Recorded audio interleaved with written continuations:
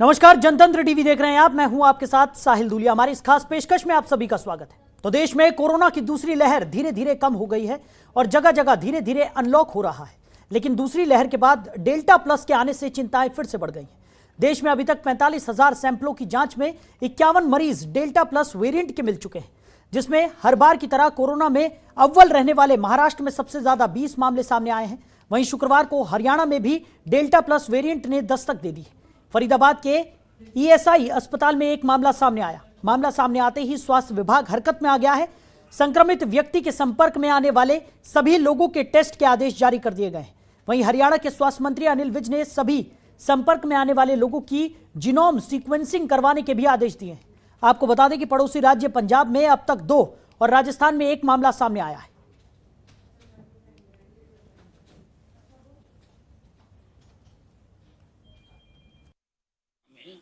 लगातार टेस्टिंग हमारी जारी है। टेस्टिंग हमारी बहुत अच्छे स्तर पर सारे हरियाणा में हम करते हैं। सरकार पूरी तरह से तैयार है और फरीदाबाद में जो पहला मामला आया है, हमने आदेश दे दिए हैं कि उनके 100% जो कॉन्टैक्ट्स हैं उनके टेस्ट किए जाएं और उसकी जीनोम सीक्वेंसिंग करवाई जाए। तो इसी खबर पर ज्यादा चर्चा के लिए तमाम मेहमान हमारे साथ जुड़ गए हैं। डॉक्टर पुनीता हसीजा, प्रेसिडेंट आईएमए फरीदाबाद, हमारे साथ इस चर्चा में शामिल होंगे। डॉक्टर अरल गगनजोत यशपाल, वरिष्ठ चिकित्सक हैं, वो भी हमारे साथ चर्चा में शामिल होंगे। सुनील चौधरी हमारे सहयोगी फरीदाबाद से हमारे साथ जुड़ गए हैं। तो चर्चा की शुरुआत करते हैं। सबसे पहले सुनील, आपसे जानना चाहेंगे किस तरीके की स्थिति फरीदाबाद में देखने को मिल रही है इस वक्त। जी देखिए साहिल, मैं बताना चाहूंगा कि कल जो बड़ी पुष्टि हुई है तो उसके बाद से फरीदाबाद से क्योंकि अभी तक जो सेकंड जो वेव थी कोरोना की, उसी से अभी निपटने में थोड़ा सा समय लग रहा था। हालांकि पेशेंट यहाँ पे बहुत कम हो गए हैं, डॉक्टरों की जो काम है वहाँ पर काबिले तारीफ है। तो लेकिन सबसे बड़ी बात ये भी चिंता इस बात की हो गई कि तीसरी लहर आने से पहले कोरोना प्लस जो वेरिएंट जो थर्ड वेव का जो था वो अब धमक दे चुका है फरीदाबाद में।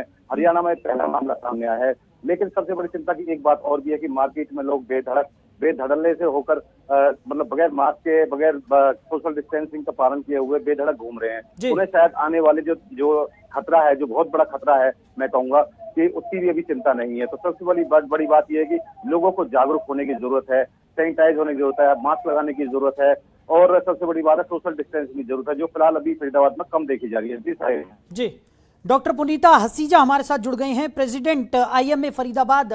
तो डॉक्टर पुनीता जी, आपका बहुत स्वागत है जनतंत्र टीवी में। सबसे पहला सवाल मेरा ये रहेगा, डेल्टा वेरिएंट जो डेल्टा प्लस वेरिएंट है उसको किस तरीके से आप देखती हैं, क्योंकि लोगों में एक भय का माहौल यहाँ पर बन गया है जब से इस संक्रमण का नाम उन्होंने सुना है, क्या कहेंगी? थैंक यू सो मच आप मुझे यहाँ बुलाने के लिए। ऐसा कोई हमें बहुत ज्यादा भयभीत नहीं होना चाहिए, क्योंकि ये वेरिएंट अभी फरीदाबाद में जो जिनका हमें पता चला है वो एक रैंडम यहाँ पे रैंडम जीनोम सीक्वेंसिंग के लिए सैंपल लिए जाते हैं। जो पेशेंट ठीक हो चुके हैं या जिनको री इन्फेक्शन हुआ है या आउट ऑफ 100 किसी भी 1-2 सैंपल्स को जीनोम सीक्वेंसिंग के लिए भेजते हैं।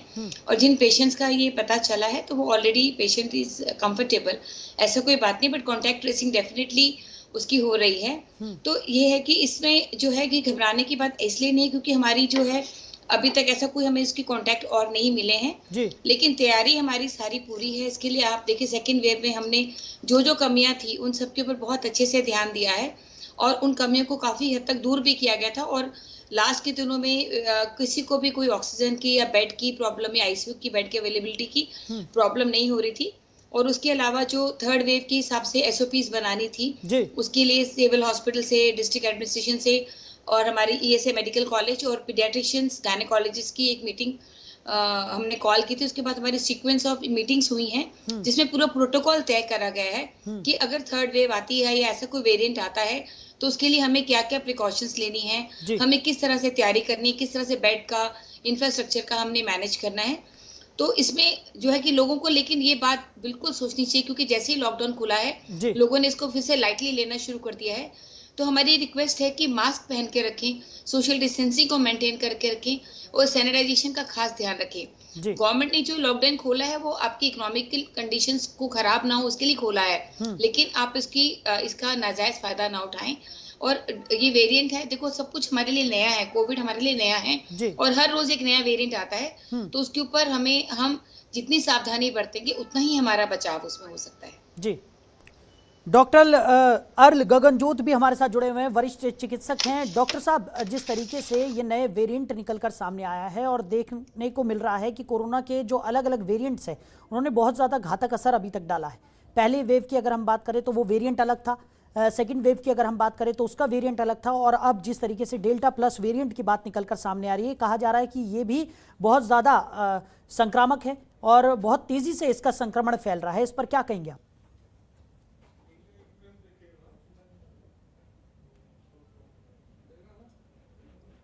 डॉक्टर गगनजोत सुन पा रहे हैं आप? जी, तो डॉक्टर गगनजोत से हमारा संपर्क टूट गया, उनसे दोबारा जुड़ने की हम कोशिश करेंगे। डॉक्टर पुनीता, जिस तरीके से आपने अभी जानकारी दी कि काफ़ी ज़्यादा जो भय का माहौल बन रहा है, उतना भयभीत होने की यहाँ पर ज़रूरत नहीं है, सिर्फ ज़रूरत है तो प्रिकॉशंस लेने की और जिस तरीके की गाइडलाइंस यहाँ पर जारी की गई है उसका पालन करने की। लेकिन हमने अक्सर देखा है कि जब इस तरह का कोई नया वेरिएंट निकल कर सामने आता है, चाहे हम फर्स्ट लहर की बात करें उसमें एक वेरिएंट था, फिर सेकेंड वेव की बात करें तो उसमें एक अलग वेरिएंट था, और थर्ड वेव में जिस तरीके से अब डेल्टा प्लस वेरिएंट निकल कर सामने आया है, तो लोगों में भय होना लाजमी है। और दूसरी तरफ ये भी देखा जाता है कि जागरूकता की यहाँ पर कमी होती है, जिसके चलते लोग बहुत ज़्यादा पैनिक होने लगते हैं और फिर जो जिस तरीके के प्रिकॉशंस उन्हें लेने चाहिए वो नहीं लेते हैं। दवाइयों में भी बहुत सारी अलग तरीके की दवाइयाँ वो खा लेते हैं जिससे उनको साइड इफेक्ट हो जाते हैं। इस पर क्या कहेंगे आप? मैं आपके माध्यम से ये कहना चाहूंगी कि अगर किसी को जैसे थर्ड जो ये डेल्टा वेरिएंट है, ये थोड़ा सा इन्फेक्शियस डेफिनेटली बाकी वेरिएंट से ज्यादा है और इसका भी लंग्स पे असर ज्यादा होने वाला है जी। तो हमें ये है कि लोगों से हम कहते हैं कि लोग अपनी पल्स ऑक्सीजन पल्स पे और ऑक्सीजनेशन ऑफ अपने जो है सैचुरेशन पे ध्यान दें और अपने आप से दवाई ना लें, क्योंकि क्या होता है कि पेशेंट अगर टाइम पे पहुंच जाता है हॉस्पिटल में और उसकी ट्रीटमेंट टाइम पे शुरू हो जाती है, क्योंकि अगर हम फर्स्ट 3-4 डेज में इन्फेक्शन को पकड़ लेते हैं तो हमने देखा रिकवरी रेट बहुत अच्छा हो जाता है। लेकिन पेशेंट को लगता है कि नहीं, मुझे तो अपने घर पे रह के इलाज करना है, वो व्हाट्सएप से या कहीं से किसी फ्रेंड ने दवाई ली, वो दवाई लेके सेल्फ मेडिकेशन करने लग जाता है जी। और अफवाहों पे भी ध्यान देना शुरू कर देते हैं। तो हम चाहते हैं कि सेल्फ मेडिकेशन ना करें। आपको अगर लगता है कि सैचुरेशन ड्रॉप हो रही है, आपको सांस लेने में दिक्कत हो रही है, तो आप अपने नजदीकी किसी भी सरकारी या प्राइवेट हॉस्पिटल में जाइए, अपने स्पेशलिस्ट फ्रेंड को दिखाइए और उनकी सलाह मान के आप दवाई शुरू कीजिए। अगर लगता है उन डॉक्टर को कि आपको एडमिशन की जरूरत है तो आपको एडमिट करेंगे, नहीं तो आपको होम पे घर पे रह के कैसे अपना ध्यान रखना है, कैसे अपने आपको आइसोलेट करना है, अपने परिवारजनों को सुरक्षित रखने के लिए आपको क्या क्या सावधानियां बरतनी है, ये समझाया जाएगा। इसके अलावा हम चाहते हैं कि पेशेंट अपने खाने पीने पे भी बहुत ध्यान दें और एक हल्का फुल्का व्यायाम रोज करते रहें। और इसके लिए एक बहुत छोटा सा एक सिंपल 6 मिनट का वॉक टेस्ट होता है कि आप 6 मिनट नॉर्मल तरीके से वॉक कीजिए। अगर उन 6 मिनट में आपने पहले अपना पल्स ऑक्सीमीटर से ऑक्सीजन सैचुरेशन देख लीजिए, मान लीजिए वो 96-97 है और 6 मिनट वॉक करने के बाद वो सडनली 85-86 या 90 से ड्रॉप हो जाता है, तो आपको थोड़ी सी चिंता करने की जरूरत है। अदरवाइज आप अगर बिल्कुल स्वस्थ है, अपना काम कर पा रहे हैं, तो पैनिक नहीं होना है और अफवाहों पे तो बिल्कुल ध्यान नहीं देना है आपने जी। डॉक्टर अल गगनजोत भी हमारे साथ जुड़ गए हैं, वरिष्ठ चिकित्सक हैं। डॉक्टर साहब, आपके पास कई तरह के पेशेंट्स आते होंगे। जिस तरीके से अभी कोरोना काल की जो सेकंड वेव है वो अभी गुजरी है, उसमें भारी नुकसान यहाँ पर लोगों को हुआ, जान माल का नुकसान यहाँ पर बहुत ज़्यादा हुआ। अगर हम बात करें तो कि जो पेशेंट्स में एक पैनिक सिचुएशन क्रिएट हो जाती है इन वेरिएंट्स को लेकर, और कई बार क्या होता है कि इस पैनिक सिचुएशन में वो गलत फैसले ले लेते हैं जो कि उनके स्वास्थ्य के लिए बहुत ज़्यादा हानिकारक होते हैं। उस पर क्या सजेशन देना चाहेंगे आप? नमस्कार साहिल जी, मैं बताना चाहूँगा कि डेल्टा प्लस वेरिएंट या फिर इसको B.1.617 या 0.2.1 भी कहते हैं जी। तो ये वेरिएंट पहली बार यूरोप के अंदर मार्च 2021 में पाया गया था जी। और अब तक ये 80 कंट्री में हो चुका है, लेकिन कहीं से भी ऐसा डाटा नहीं आ रहा है कि ये बहुत सीवियर है या ट्रांसमिसिबिलिटी बहुत हाई है। तो हमें पैनिक नहीं करना है, हमें कोविड अप्रोप्रिएट बिहेवियर का पालन करना है, सोशल डिस्टेंसिंग, मास्क और हैंड हाइजीन। अगर हम 3 ये गुरु मंत्र पालन करते रहेंगे, हमें कोई घबराने वाली बात नहीं होनी चाहिए। और ये भी नहीं कोई रिसर्च में पाया गया कि ये बहुत सिवियर होएगा या फिर अंडर सिवियर होगा, अभी तक कोई डाटा अवेलेबल नहीं है। स्पेशली बच्चों का कहते हैं थर्ड वेव में बच्चों का असर ज्यादा पड़ेगा और अभी तक जो पाया गया है पहली और सेकंड वेव में कि बच्चों के अंदर ऑटोमेटिकली एक प्रोटेक्शन, नेचुरल प्रोटेक्शन होती है, जिसके कारण उनके केसेस बहुत ही कम है और जो केसेस हुए भी हैं उसमें सिवियरिटी बहुत ही कम है। तो हमें पैनिक नहीं करना है, लेकिन सतर्क रहना है। अगर हम पैनिक करेंगे तो हम और ज़्यादा सिवियर के टेंशन में रहेंगे। और जैसे हम देखा गया है कि अगर हम घर में बैठे हैं, बच्चों का स्पेशली मेंटल स्ट्रेस लेवल बहुत बढ़ रहा है, ओबेसिटी बढ़ रही है, आइज की प्रॉब्लम बढ़ रही है, तो हमें एक फैमिली की तरह एक टीम वर्क लेकर के चलना है और बिल्कुल भी पैनिक नहीं करना है। और हमें तीनों मूल मंत्र, हैंड हाइजीन, सोशल डिस्टेंसिंग और मास्क का उपयोग करना ही चाहिए। जी, सुनील हमारे सहयोगी लगातार हमारे साथ फरीदाबाद से बने हुए हैं। सुनील, जिस तरीके से प्रशासन की तरफ से तमाम दावे किए जा रहे थे कि थर्ड वेव या फिर जिस तरीके से अभी बात की जाए कि डेल्टा प्लस वेरिएंट जो निकलकर सामने आया कोरोना का, उसके लिए पूरी तरह से प्रशासन तैयार है, तमाम व्यवस्थाएं यहां पर कर ली गई हैं। आपसे जानना चाहेंगे ग्राउंड जीरो पर क्या स्थिति है, क्या प्रशासन की तरफ से जो व्यवस्थाएं का दावा किया जा रहा है वो व्यवस्थाएं जमीनी तौर पर भी नजर आ रही हैं? बताना चाहूंगा कि स्टार्टिंग में जब सेकंड वेव का जब असर आया था उस समय हालांकि हालात बहुत खराब हो चुके थे, क्योंकि मरीजों की संख्या एकदम से इतनी बढ़ गई थी कि अस्पतालों का जो सिस्टम था वो पूरी तरीके से फेल हो गया था, ऑक्सीजन की कमी हो गई थी। लेकिन धीरे धीरे सरकार ने और जिला प्रशासन ने यहाँ पर उस स्थिति को काबू पा लिया। अब फिलहाल की बात करूँ तो जो यहाँ का सिविल हॉस्पिटल है, जहाँ पे अब अभी मैं इस समय खड़ा हुआ हूँ, इसमें अभी फिलहाल 100 बेड का जो कोविड का जो नया हॉस्पिटल है उसकी तैयारियां हो चुकी हैं पूरी। नए जो ऑक्सीजन के प्लांट लगने थे वो भी लगभग अपनी पूरी चरम पे हैं, अपने पूरा लगभग पूरे हो चुका उसका काम भी। इसके अलावा जो यहाँ के जो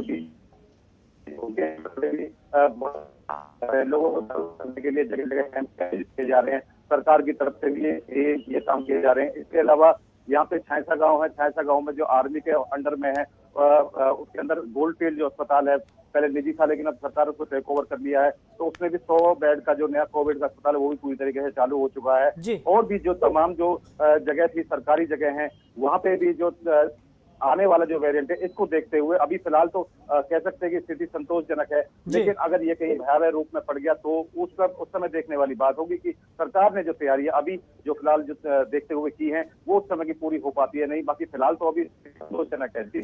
यानी कहा जा सकता है कि प्रशासन की तरफ से पूरी मुस्तैदी यहाँ पर बरती जा रही है और पूरी तैयारियां यहाँ पर की जा रही हैं। चलिए इस चर्चा को हम यहाँ पर जारी रखेंगे, फिलहाल यहाँ वक्त हो चला है एक छोटे से ब्रेक का, जल्द लौटेंगे, बने रहिए। तो ब्रेक के बाद एक बार फिर से हमारी इस खास पेशकश में आप सभी का स्वागत है। लगातार हम चर्चा कर रहे हैं जिस तरीके से फरीदाबाद में डेल्टा प्लस वेरिएंट का एक मरीज यहां पर पाया गया है, कोरोना संक्रमण का जो नया वेरिएंट है उसको लेकर चिंता यहां पर बनी हुई है और प्रशासन ये दावे कर रहा है कि वो पूरी तरह से तैयार है। उसी पर हम चर्चा कर रहे हैं, तमाम मेहमान हमारे साथ जुड़े हुए थे। ब्रेक से पहले जिस तरीके की स्थिति का जायजा हमारे सहयोगी सुनील ने दिया, उनका साफ तौर पर कहना है कि प्रशासन की तरफ से यहाँ पर पूरी तैयारियां की जा रही हैं, लेकिन आने वाले समय में ही पता चल पाएगा कि ये तैयारियां जो हैं वो कितनी सार्थक हैं। डॉक्टर पुनीता, जिस तरीके से हमने पहले भी चर्चा की, वैक्सीनेशन को लेकर अगर हम बात करें तो अभी जिस तरीके से कहा जा रहा है कि वैक्सीन ही एकमात्र समाधान है इस संक्रमण से बचने के लिए, और लगातार ये अपील भी की जा रही है कि वैक्सीन लगवाइए और कोरोना संक्रमण को हराने में देश की मदद कीजिए। जिस तरीके से एक स्लोगन यहाँ पर सरकार की तरफ से भी दिया जा रहा है, तमाम जो आप डॉक्टर्स हैं वो भी यही अपील करते हैं, हम जनतंत्र टीवी भी लगातार लोगों से अपील कर रहा है। तो क्या ये वैक्सीन जो है वो इस वेरिएंट पर भी असरदार है? देखिए, आपका इस सुझाव और हम सबकी तरफ से ये बहुत ज़्यादा ज़रूरी सुझाव है और हमारी जनता के लिए कि हमें वैक्सीनेशन ही एक हमारा एकमात्र बचने का उपाय है। क्योंकि देखो कोई वैक्सीन 100% तो सब वायरस पे असर नहीं कर सकती है, लेकिन हमारे पास कोई ऑप्शन भी तो नहीं है ना। ऑप्शन नहीं है तो हमारे पास जो ऑप्शन अवेलेबल है उसको हम पूरी तरह से क्यों यूटिलाइज क्यों ना करें।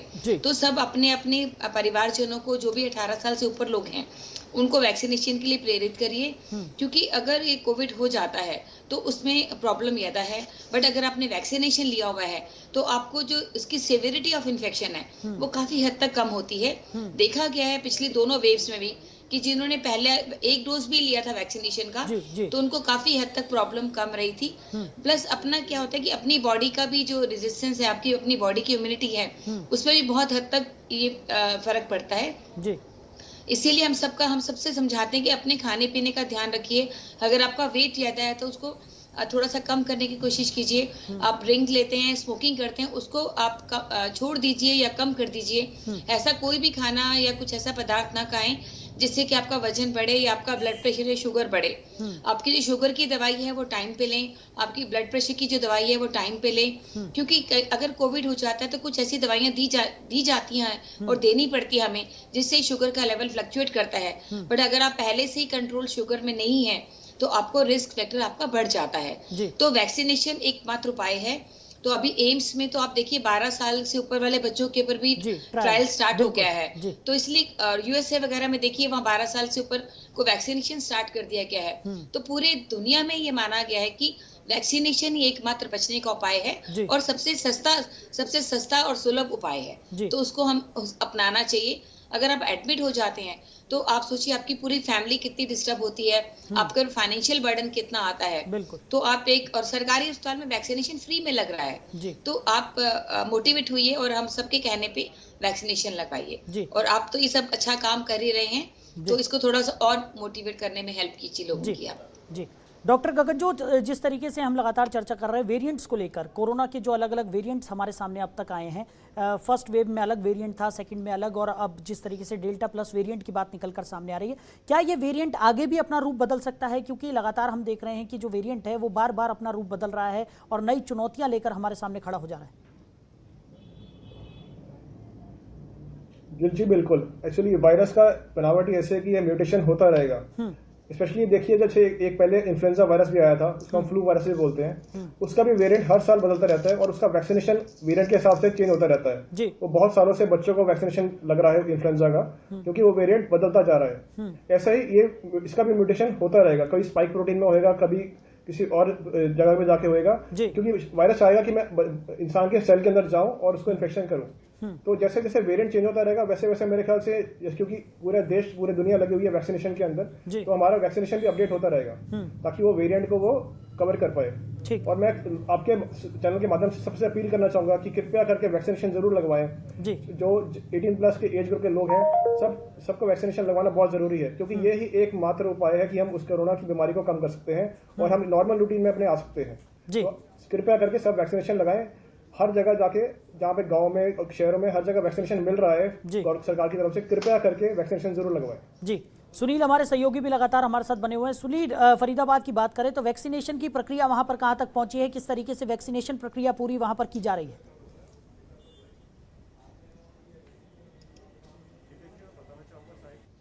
तरीके से चालू है और जो दूसरे जो पीएससी हैं वहाँ पे भी वैक्सीनेशन की प्रक्रिया पूरी तरीके से चालू है, जो कि सबसे बड़ी बात है कि सभी के पास इसके अलावा कोई इलाज का कोई और एकमात्र उपाय है ये।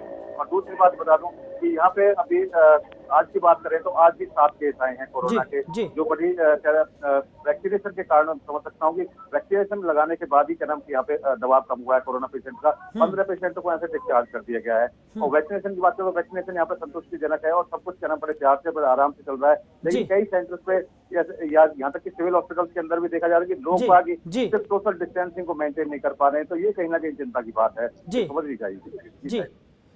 डॉक्टर पुनीता, क्या सजेशन देना चाहेंगी आप, जितने भी लोग हमें सुन रहे हैं इस वक्त, किस तरीके से वो डेल्टा प्लस वेरिएंट से बच सकते हैं?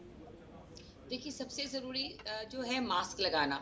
मास्क लगाना सबसे ज्यादा जरूरी है। अगर आप हॉस्पिटल के अंदर हैं तो आप डबल मास्क लगाइए, अगर भीड़ भाड़ में जा रहे हैं तो डबल मास्क लगाइए, और अगर घर में आपके कोई पेशेंट है कोविड का तो भी आप मास्क जरूर इस्तेमाल कीजिए। और सोशल डिस्टेंसिंग जो है वो मेंटेन करना सबके लिए मैंडेटरी है, क्योंकि वो उसकी वजह से भी आपको प्रॉब्लम हो सकती है। अपने हाथों को और अपने मुंह वाले एरिया को सैनिटाइज और साफ रखना सबसे ज्यादा जरूरी है। मास्क कैसे पहनना है कि पूरा मुंह और आपकी ठोड़ी पूरी कवर होनी चाहिए, जिससे कि वो ना हो। और दूसरा जो वैक्सीनेशन, एक और रिक्वेस्ट हम आपके माध्यम से करना चाहेंगे कि कोविड के टाइम पे लोगों ने अपने बच्चों की नॉर्मल वैक्सीनेशन को रोक दिया था, जो नहीं होना चाहिए था। वो भी हम चाहते हैं कि बच्चों को एटलीस्ट फ्लू शॉट लगे, मीजल्स शॉट लगे, और जो नॉर्मल वैक्सीनेशन है बच्चों का एक रूटीन एक चलता है कि छोटे बच्चों का वैक्सीनेशन, एडल्ट वैक्सीनेशन, वो भी कंटिन्यू होना चाहिए। तो अगर हम ये SMS का ध्यान रखें, social distancing, mask and sanitisation and vaccination, तो हम बहुत हद तक अपने आप को डेल्टा वेरिएंट आए या जो भी वेरिएंट है उससे बचा सकते हैं। क्योंकि हमने देखा है कि पहले भी जितने वेरिएंट्स आए हैं, जितने भी ये ऐसे जैसे स्पेनिश फ्लू आया था, कोई भी वायरल इन्फेक्शन आता है तो 2 से 5 साल तक का टाइम लगता है उसको पूरी तरह से खत्म होने में। ठीक। तो इसीलिए बचाव ही एकमात्र उपाय है। ठीक, डॉक्टर साहब बहुत अच्छी जानकारी आपने यहाँ पर दी कि जो वैक्सीनेशन, जो बच्चों की नॉर्मल वैक्सीनेशन है वो रोक दी गई थी, उसे भी यहाँ पर कंटिन्यू करना चाहिए। साथ ही साथ जिस तरीके से हम कोरोना वैक्सीनेशन की यहाँ पर बात कर रहे हैं, तो समय की कमी के चलते इस चर्चा को हमें यहीं विराम देना होगा। डॉक्टर पुनीता हमारे साथ जुड़ी हुई थी, आपका बहुत शुक्रिया डॉक्टर साहब। डॉक्टर अर्ल गगनजोत जसपाल हमारे साथ जुड़े हुए थे, वरिष्ठ चिकित्सक है। सर आपका भी बहुत शुक्रिया हमारे साथ जुड़ने के लिए, और हमारे सहयोगी सुनील भी लगातार हमारे साथ फरीदाबाद से बने हुए थे। सुनील आपका भी बहुत शुक्रिया तमाम जानकारियों के लिए। तो डेल्टा प्लस वेरिएंट जो कोरोना का निकलकर सामने आया, उसने हालांकि चिंताएं यहां पर बढ़ा दी हैं, लेकिन प्रशासन की तरफ से ये दावे किए जा रहे हैं कि तमाम तैयारियां यहां पर कर ली गई हैं और कोरोना की किसी भी वेरिएंट के लिए प्रशासन पूरी तरह से तैयार है, और किसी भी अगली वेव के लिए भी प्रशासन की तरफ से तमाम व्यवस्थाएं जो करनी चाहिए थी वो कर ली गई हैं। दूसरी तरफ डॉक्टर्स की अगर बात करें तो डॉक्टर्स का कहना है कि घबराने की जरूरत नहीं है, पैनिक सिचुएशन क्रिएट करने की यहां पर जरूरत नहीं है। सिर्फ और सिर्फ जरूरत है तो प्रिकॉशंस लेने की, जो गाइडलाइंस कोरोना के लिए बनाई गई है उसका पालन करते रहिए और कोरोना संक्रमण से मुक्त रहिए। तो फिलहाल हमारी इस खास पेशकश में इतना ही। आप बने रहिए और देखते रहिए जनतंत्र टीवी। नमस्कार।